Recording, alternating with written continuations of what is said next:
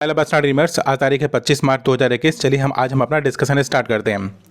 Discussion को start करने के पहले हम कार्टून का मेन समझेंगे कि देखिए ये है महाराष्ट्र के ये हैं चीफ मिनिस्टर्स, और ये क्या हैं कि उनके अलाइज़ हैं। तो उनके अलाइज़ को सेव करने का काम कौन कर रहा है? जैसे ये हैं शरद पवार, तो इनको सेव करने का काम कर रहे हैं महाराष्ट्र के चीफ मिनिस्टर्स। मतलब ये हुआ कि आपको जैसे पता है कि वहाँ के होम मिनिस्टर के ऊपर क्या इशू रेज हुआ है। वहाँ के होम मिनिस्टर के साथ प्रॉब्लम ये है कि वो पैसों की उगाही कर रहे थे, उनके ऊपर इस प्रकार का एलिगेशन लगा हुआ है। लेकिन वो काफ़ी रिलैक्स मुद्रा में बैठे हुए हैं और बिल्कुल मज़े काट रहे हैं। और जो महाराष्ट्र के जो चीफ मिनिस्टर हैं वो, और जो वहाँ के पूरे एलाइज को जो क्रिएट करते हैं शरद पवार, तो वो लोग काफ़ी परेशान नज़र आते हैं। ठीक है, इस पिक्चर में इसी बात को इंडिकेट किया गया है। अब हम अपने आर्टिकल की ओर आगे बढ़ते हैं। हमारे पास सबसे पहला वाला आर्टिकल जो डिस्कस करने के लिए होगा वो United nation human right council में श्रीलंका के अगेंस्ट में क्या हुई, वोटिंग हुई।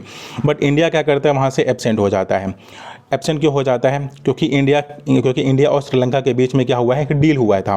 डील किस बात पर हुआ था? जिस प्रकार से हम्बनटोटा पोर्ट डेवलप हुआ था, कह रहे उस प्रकार से एक आइलैंड श्रीलंका ने भी दिया। बोला कि चलो ठीक है, इंडिया और जापान अभी क्या कर लेंगे कि यहाँ पर अपना पोर्ट डेवलप कर लेंगे, लेकिन बदले में आपको क्या करना होगा, बदले में आपको हमें सपोर्ट करना होगा।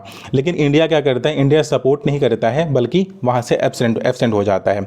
राइटर इस जो न्यूट्रल वाला कॉन्सेप्ट है, कह रहे कि जो न्यूट्रल वाली पॉलिसी है कि अगर हमें आपके जाना था अपोज में, लेकिन हम अपोज में ना हम फेवर में गए, ना हम आपके अपोज में गए, हम वहाँ से क्या हो गए, हम एब्सेंट हो गए। कह रहे कि इंडिया की ये पुरानी नीति चली आई है।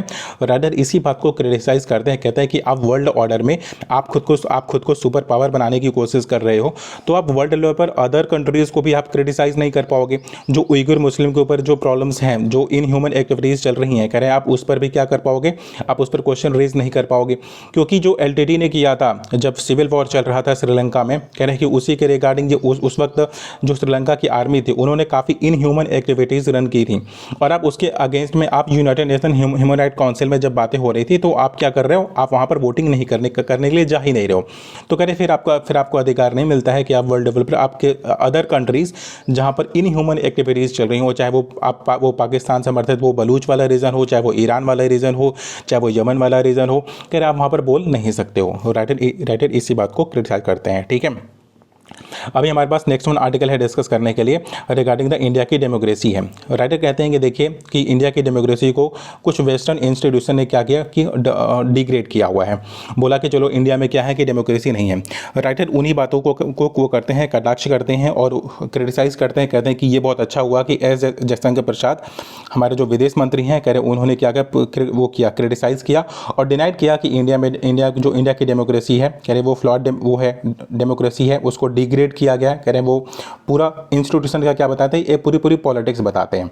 और यहाँ तक कि इंडिया यह बात भी घोषणा कर चुका है कि वो अपना खुद का क्या लेकर आएगा, इंडेक्स लेकर के आएगा। किसके रिगार्डिंग? डेमोक्रेसीज वगैरह के रिगार्डिंग वो अपना खुद का इंडेक्स लेकर के आएगा, मतलब कि अपना खुद का परसेप्शन क्रिएट करेगा।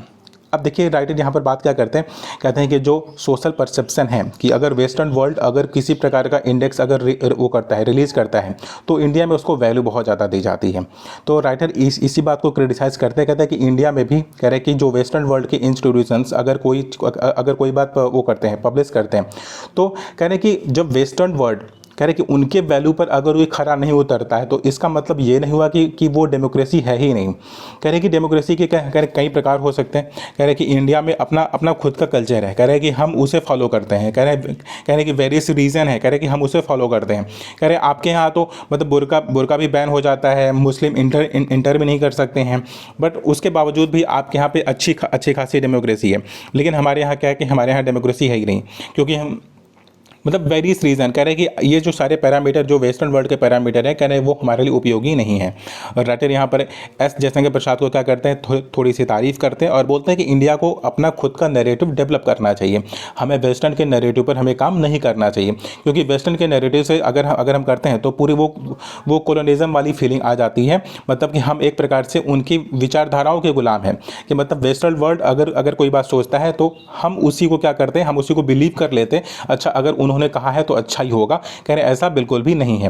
कह रहे कि अगर वो कहते हैं कि इंडिया में क्या है डेमोक्रेसी नहीं है तो हमें इसे मान नहीं लेना चाहिए, हमें अब उसे अपने पैरामीटर पर खरा उतारना चाहिए, और अगर सही है तो हमें अपना खुद का इंडेक्स रिलीज करना चाहिए, और हमें उन्हें बताना चाहिए कि इंडिया में किस प्रकार की डेमोक्रेसी एग्जिस्ट करती है।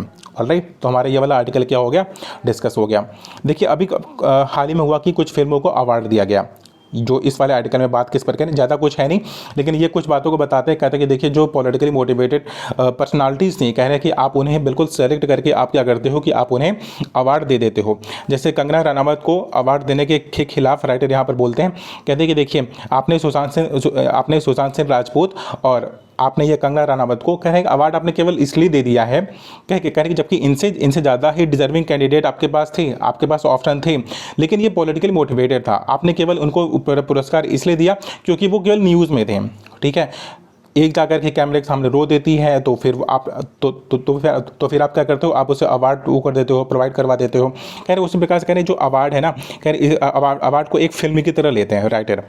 यहाँ पर राइटर कह रहे हैं कि देखिए जिस प्रकार से एक डायरेक्टर करता क्या है, एक फिल्म को डिज़ाइन करता है, डायरेक्ट करता है कि अब फिल्म में अब क्या होना चाहिए, कह रहे उसी प्रकार से जो नेशनल अवार्ड है, कह रहे आज के टाइम में वही सीन उनका भी हो गया है कि एक जो पॉलिटिकल लीडर है, कह रहे वो पीछे बैठ जाता है और वो डिज़ाइन करता है कि अब अवार्ड किसको जाना चाहिए। कह रहे हैं कि हमारे आर्ट एंड कल्चर और जो हमारे आर्टिस्ट हैं, कह रहे उनके लिए अच्छा नहीं है। कह रहे हालांकि हमारे जो साउथ की फिल्में कह रहे जो थैंक यू बोलते हैं, जो रीजनल रिजर्वेशंस हैं, मतलब कि हमें हर रीजन से क्या हमें फिल्में उठानी होती हैं। तो फिर राइटर यहाँ पे धनुष की तारीफ करते हैं, कहते हैं कि जो साउथ के हमारे एक्टर्स हैं, कह रहे हैं कि वो सब टाइटल के साथ जो अदर पार्ट है, मतलब नॉर्थ इंडिया में भी देखा जा रहा है, कह रहे हैं वो काफ़ी पॉपुलर भी हो रहा है। कह रहे कि इससे हमें इससे हम ये रिजल्ट निकाल सकते हैं यहाँ पर कि हमारे जो रीजनल वो है सिनेमाज हैं, कह रहे हैं कि वो काफ़ी वैल्यू रखते हैं। लेकिन आप केवल किसी फिल्म को जो 2 साल पहले 2019 में जो बातें रिलीज़ हुई थी और केवल ये केवल अपनी पॉलिटिक्स को सर्व करने के लिए आप क्या करते हो कि किसी डिजर्विंग कैंडिडेट को आप अवार्ड नहीं देते हो। ठीक है, ये गलत है। अभी हमारे पास नेक्स्ट वन आर्टिकल जो डिस्कस करने के लिए है वो रिगार्डिंग द वाटर क्राइसिस है। देखिए कोविड-19 का टाइम पीरियड चल रहा है और इंडिया में जो 70% वाटर है वो कंटामिनेटेड है, ये बात हमें पता है। सरफेस पर जो भी पानी है, मतलब जो भी हम पानी यूज़ करते हैं अपने घरों में, अपने नलों में, अपने तालाबों में, राइटर कहते हैं कह रहे हैं वो कंटामिनेटेड है, मतलब कि उसमें क्या है, उसमें प्रदूषण वो पोल्यूटेड है। राइटर कहें कि देखिए पैंडेमिक का टाइम चल रहा है और जो हमारे वेस्टर्न कंट्रीज़ के कुछ रिसर्चर्स बताते हैं, इवन यूके में और स्वीडन में फाइंड आउट हुआ है कि जहाँ पे सीवेज ट्रीटमेंट होता है, कह रहे वहाँ पर क्या हो रहा है कि कोविड-19 के मतलब क्या वायरस हमें देखने को मिले हैं, कह रहे हैं वो सीवेज के थ्रू, मतलब वाटर के थ्रू क्या हो सकता है कि ये पैंडेमिक फैल सकता है। लेकिन इंडिया में क्या है कि हम 2024 तक हम ये बात तो बोल रहे हैं कि हम 2024 तक क्या करेंगे कि हम इवन गाँवों में भी नल से पानी हम पहुँचा देंगे। लेकिन देखिए जो रिवर्स ऑस्मोसिस एक मेथड होता है, ऑस्मोसिस, उसी के थ्रू हम क्या करते हैं, हम पानी को प्योर करते हैं, लेकिन वो ज़रूरी मिनरल्स को भी क्या करता है कि हटा देता है। देखिए अदर कंट्रीज़ में क्या होता है कि सीवेज का अलग पूरा प्लेटफॉर्म ही है, लेकिन इंडिया में क्या होता है कि जो पीने वाला पानी है, कह रहे हैं कि हम सीवेज को यूजुअली या तो फिर नदियों में या फिर समुद्र की ओर हम उसका दिशा हम मोड़ देते हैं, हम प्रॉपर उसी तरीके से प्योर नहीं करते, हम उसे वहीं पर साफ़ नहीं कर देते हैं। कह रहे इससे होगा क्या कि जो भी वैक्सीन या फिर हम जो भी मेडिसिन डेवलप कर रहे हैं, कह रहे वो इनइफेक्टिव हो जाएगी अगर एक मास लेवल पर अगर ये पैंडेमिक फैल जाता है तो। राइटर फिर उसी बात का सोल्यूशन की ओर आगे बढ़ते हैं, कहते हैं कि देखिए इसका समाधान केवल एक ही है कि जितने भी सीवेज प्लांट है, कह रहे हैं कि आप वहाँ पर क्या करोगे, आप वहाँ पर भी एक वो कर दो, चेक पोस्ट लगा दो, मतलब कि आप प्रॉपर चेक करो कि क्या वहाँ पर कहीं सिम्टम तो देखने को नहीं मिल रहे हैं, और जो पोल्यूटेड वाटर है, कह रहे हैं आप उससे प्योरीफाई करने की कोशिश करो। ऑलराइट, तो हमारा ये वाला आर्टिकल क्या हो गया, डिस्कस हो गया। अभी हमारे पास नेक्स्ट वन आर्टिकल है डिस्कस करने के लिए, रिगार्डिंग द कोल माइन है।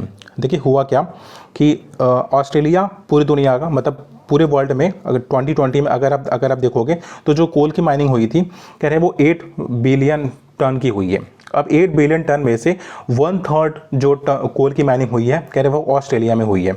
अब ऑस्ट्रेलिया ने 16% अपना जो एक्सपोर्ट किया है, कह रहे वो इंडिया को किया है। कह रहे कि ठीक है, कोल माइनिंग करने से अदानी वहाँ पर जा करके क्या कर रहे हैं कि कोल की माइनिंग कर रहे हैं, कह रहे बहुत अच्छा है। कह रहे ऑस्ट्रेलिया के लोगों को जॉब मिल रहा है। अगर ऑस्ट्रेलिया के लोगों को जॉब तो मिल रहा है, लेकिन जो 16% कोल जो इंडिया को एक्सपोर्ट किया गया, कह रहे कि जो इंडिया चाहता है कि 2050 तक वो खुद को बिल्कुल मतलब इस प्रकार के ट्रेडिशनल फ्यूल से खुद को दूर करना चाह रहा है। 2050 तक बिल्कुल कार्बन डाइऑक्साइड के इमिशन को बिल्कुल न्यूट्रल करना चाह रहा है। कह रहे उसके लिए तो ये तो काफ़ी खतरनाक है। कह रहे कि 1 लाख से ज़्यादा की मौतें होती हैं, मतलब कि अनमेच्योर डेथ हो जाती है, मतलब इंसान की अभी उम्र आई नहीं है और वो मर गया।